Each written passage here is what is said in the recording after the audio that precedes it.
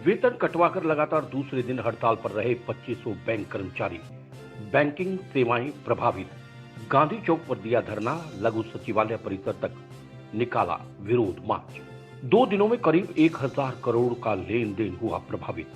बैंकों के बढ़ते निजीकरण के खिलाफ United form of bank unions के आह्वान पर लगातार दूसरे दिन मंगलवार को जिले के करीब 2500 बैंक कर्मचारी हड़ताल पर रहे, जिसकी वजह से मंगलवार को भी बैंक सेवाएं पूरी तरह से प्रभावित हुई। आंकलन के अनुसार 2 दिनों की हड़ताल की वजह से जिले में करीब 1000 करोड़ रुपए का लेन देन प्रभावित हुआ है।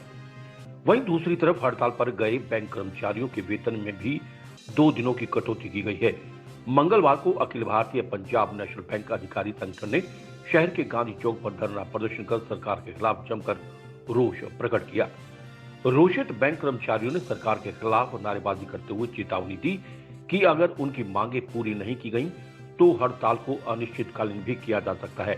इस दौरान विनोद खुराना, विनोद भारद्वाज, अशोक राठी, राजेश कुहाड़, हरिंदर नैन, अशोक यादव, मोहित लाकड़ा, चंद्रपाल दहिया, मनोज, चंद्र प्रकाश, स्टेट बैंक ऑफ इंडिया से करमबीर भूरिया सहित बड़ी संख्या में महिला बैंक कर्मी भी मौजूद रहीं।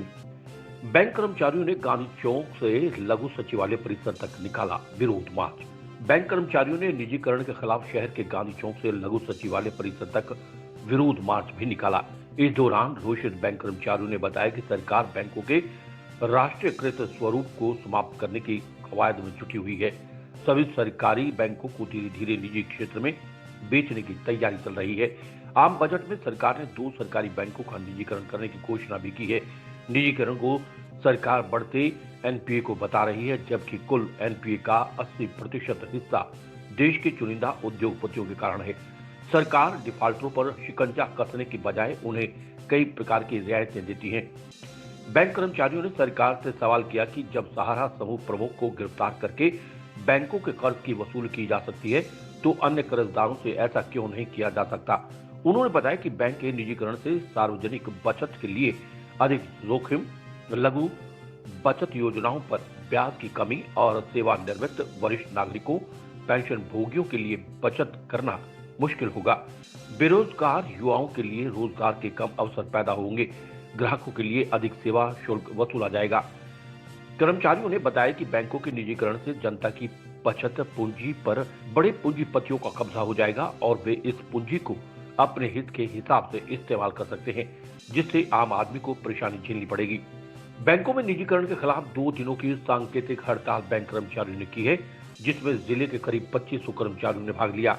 अब भी अगर सरकार उनकी मांगों को लेकर गंभीर नजर नहीं आती तो आंदोलन की आगे की रणनीति पर विचार किया जाएगा। हड़ताल के दौरान बैंक कर्मचारियों का 2 दिनों का वेतन भी कटा है। बावजूद निजीकरण के खिलाफ बैंक कर्मचारियों का संघर्ष जारी रहेगा।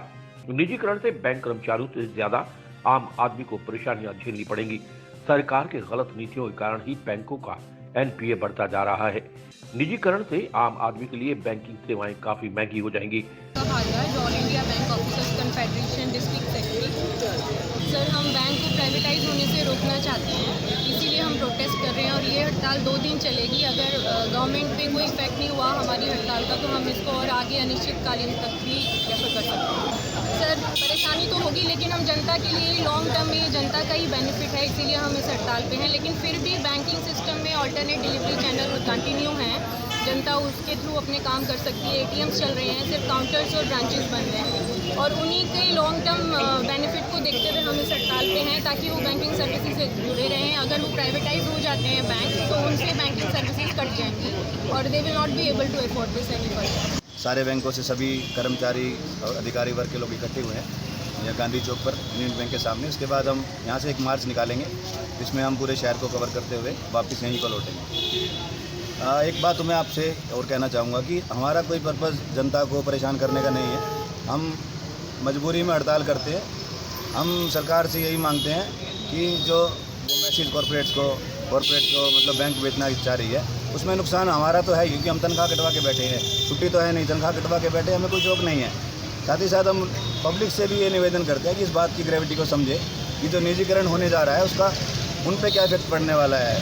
निजीकरण होने के बाद सारे चार्जेस जो प्राइवेट बैंक में आजकल 10,000 मिनिमम बैलेंस में खाता खुलेगा, हर चीज़ों के चार्जेस लगेंगे।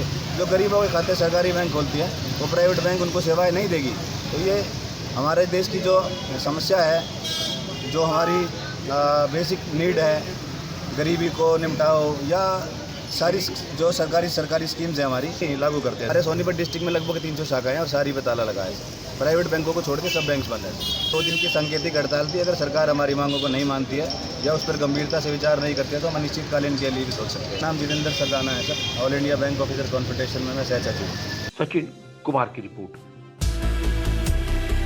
खबर चाहे राजनीति की हो, सामाजिक हो या हो घटना दुर्घटना की बात, चाहे भ्रष्टाचार की हो, जनता से जुड़े मुद्दों की हो या हो कानून व्यवस्था की बात, अब बातें होंगी आपके शहर की, आपके प्रदेश की हर खबर सिर्फ HR टाइम्स न्यूज पर।